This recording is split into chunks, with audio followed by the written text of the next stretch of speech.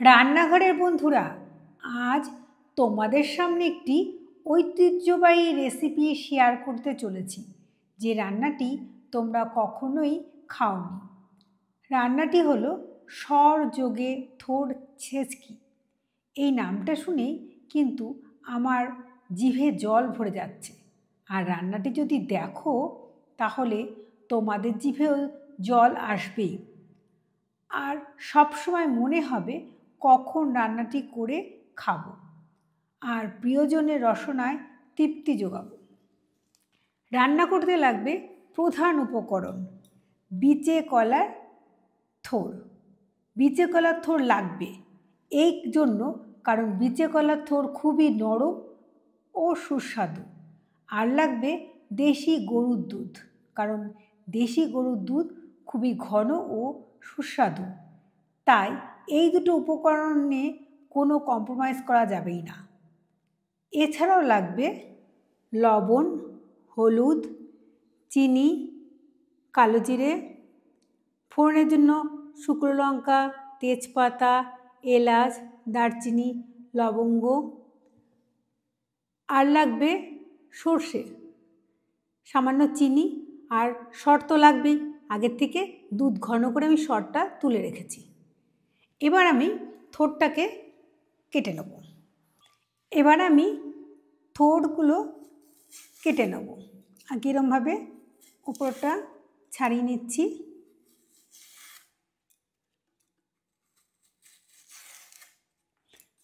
এবার এগুলোকে চাক চাক করে কেটে নেব। আর ভেতরে একটা আঁশ থাকে, সেই আঁশটা ফেলে দেব।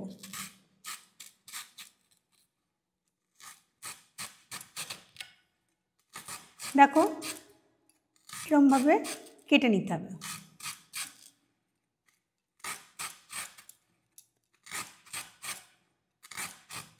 এরকমভাবে পাতলা পাতলা করে কেটে নিতে হবে। আর আঁশগুলোকে এইভাবে ছাড়াতে হবে।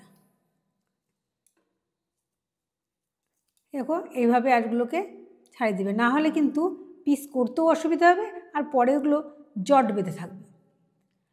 আমি এইগুলোকে এই পুরো থোড়টাকেই এরকমভাবে চাক চাক করে কেটে তারপরে এটা কুচি কুচি করব। কুচি কুচি করে লবণ আর হলুদ দিয়ে চটকে নেব। তাহলে আমি সবগুলো কেটে নিই। দেখো আমার থোড়টা কাটা হয়ে গেছে, দেখেছো আমি পাতলা পাতলা করে কেটেছি। এরকমভাবে কাটতে হবে। সবগুলো থোড়কে এইভাবে আমি কেটে নিয়েছি। এরপরে আমি এর মধ্যে লবণ আর হলুদ দেবো। লবণ আর হলুদ দিয়ে আমি এটাকে চটকে নেব। চটকালে কী হয় বলো তো, এর থেকে প্রচুর জল বেরোবে। ওটা আমি চটকে জলটা বের করে নেব। দেখো আমি এটাকে খুব ভালো করে চটকে নিয়েছি। ভালো করে না চটকালে হবে কি বলো তো, নরম হবে না। যত ভালো চটকাতে পারবে তত বেশি নরম হবে। এবার আমি একটা কড়াই বসিয়ে দেবো। এবার আমি একটা কড়াই বসিয়ে দিয়েছি। কড়াইয়ের মধ্যে সর্ষের তেল দিয়ে দেবো। এটা সর্ষের তেল দিয়ে করলেই ভালো লাগে। বেশ খানিকটা সর্ষের তেল আমি দিয়ে দিলাম এর মধ্যে। তেলটা একটু গরম হলে আমি এর মধ্যে ফোড়নগুলো সব দিয়ে দেবো।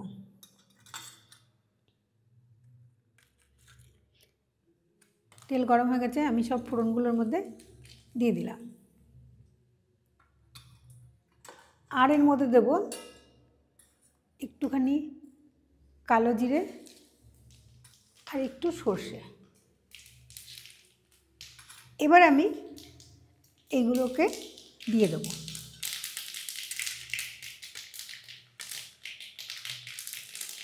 দেখো চটপট করে ফুটছে, তেলটা গরম হয়ে গেছে। এবার আমি এর মধ্যে এইগুলো সব দিয়ে দেবো।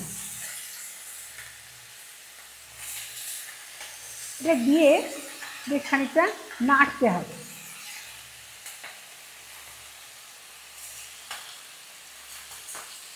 ততক্ষণ পর্যন্ত নাড়তে হবে যতক্ষণ না এই জলটা না শুকাচ্ছে।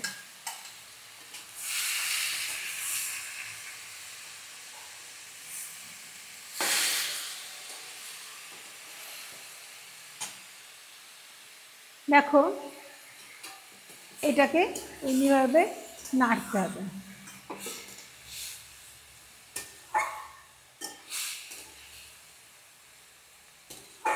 নেড়ে নেড়ে এবার একটা ঢাকনা দিয়ে এটাকে ঢেকে দিতে হবে। ঢেকে দিলে কী হয় বলো তো, ভেতর থেকে অনেকটা জল বেরোবে। এবার আমি একটা ঢাকনা দিয়ে এটাকে ঢেকে দিচ্ছি।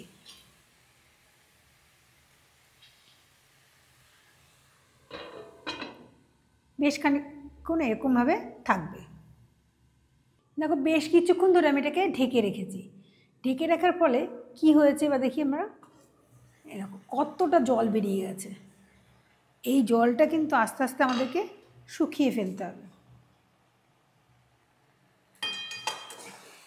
এরকম তো কতটা জল বেরিয়েছে। এরকমভাবে ঢেকে ঢেকে এটাকে জলটাকে পুরো শুকাতে হবে।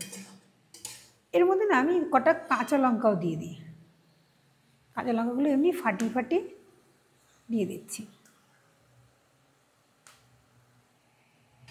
আবার একটু নেড়ে আমি এটাকে আবার ঢেকে দেবো। যতক্ষণ না জল শুকাচ্ছে ততক্ষণ এরকম ঢাকাই থাকবে এটা।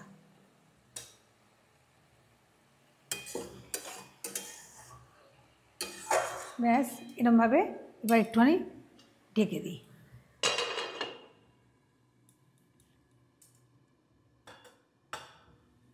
এরকমভাবে ঢাকা থাকতে থাকতে আস্তে আস্তে এটা নরম হয়ে যাবে। যতক্ষণ না জল শুকাচ্ছে এরকম ঢেকে আমি রেখে দেবো। জল শুকানো পর্যন্ত এরকম থাকার পর আমি ঢাকনাটাকে খুলব। অনেকক্ষণ ঢাকা আছে, এবার ঢাকনাটা খুলে আমি দেখে নেব ভেতরে কী অবস্থা, আর একটু নেড়ে দেবো।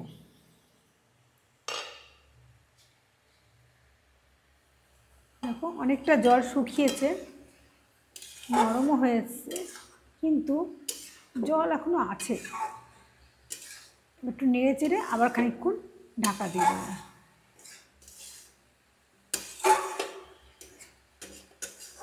দেখো অনেক নরম হয়ে গেছে, এগুলো থোরগুলো অনেক নরম হয়ে গেছে। এই জন্যই বলেছিলাম বিচে কলা কিনতে। বিচে কলার থোর খুব নরম হয়। এবার আবার খানিকক্ষণের জন্য এটাকে ঢাকা দিয়ে দেবো।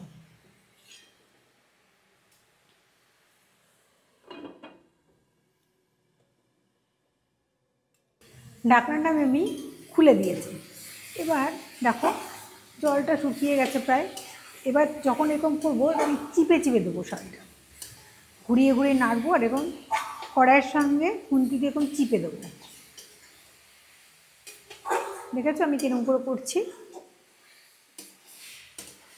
এই সময় কিন্তু গ্যাসের ফ্লেমটা বাড়ানো আছে। এরকমভাবে চিপে চিপে দেবে।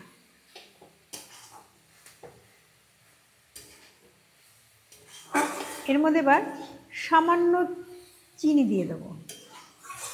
খুব বেশি চিনি দেওয়ার দরকার নেই, কারণ সর যাবে তো, সর তো এমনি একটা মিষ্টির ভাব থাকেই, তাই খুব বেশি চিনি আমি এটাতে দেবো না।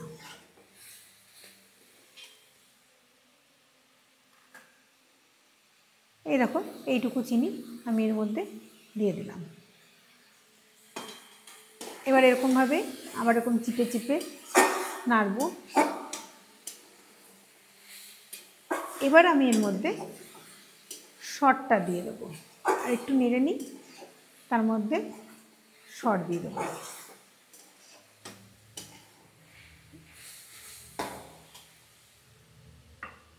এই সরটা আমি সবটাই দিয়ে দেবো।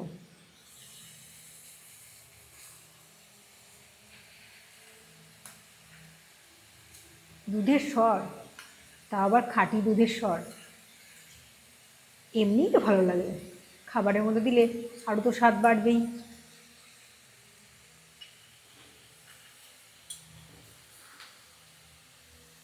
চামচের গায়ে একটু লেগে আছে, এভাবে আমি চামচটা পরিষ্কার করে নিলাম।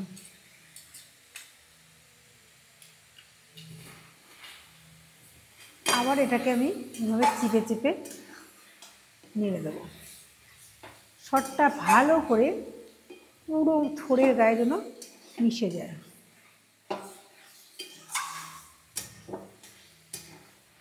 এই দেখো এরকমভাবে চিপে চিপে দিতে হবে।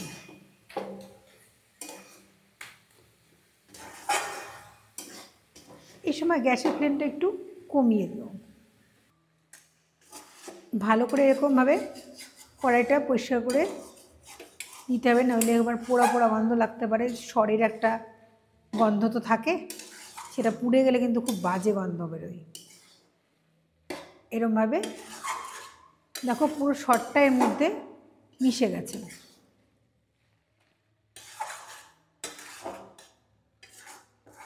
মাঝে মাঝে এরকম নিচের দিকটা এরকম নিতে হবে। দেখো আমার এটা প্রায় হয়ে গেছে। এই সময় তোমরা একটু চেখে দেখো নিজেদের পছন্দের মতো ঝাল, লবণ, মিষ্টি এগুলো ঠিকঠাক আছে কিনা। আমি দেখলাম যে আমার একটুখানি এর মধ্যে চিনি লাগবে, তাই আমি সামান্য চিনি এর মধ্যে দিয়ে দিলাম। তোমাদের যেটা মনে হবে সেটা দিয়ে দিবা। আমার এটা হয়ে গেছে, দেখো এটা আমার হয়ে গেছে। এবার আমি এটাকে গ্যাস বন্ধ করে অন্য একটা পাত্রে ঢেলে দেব। আজকের এই রেসিপিটা তোমাদের কেমন লাগলো? আমার যারা সাবস্ক্রাইবার আছো একটি করে লাইক দিয়ে দেবে যদি ভালো লাগে, আর প্রিয় বন্ধুদের মধ্যে শেয়ার করে দেবে। আর যারা ভিডিওটি নতুন দেখছো তারাও ভালো লাগলে চ্যানেলটিকে সাবস্ক্রাইব করে দেবে, আর লাইক ও শেয়ার করতে ভুলো না। আবার দেখা হচ্ছে আরও সুস্বাদু রেসিপি নিয়ে। Good bye friends.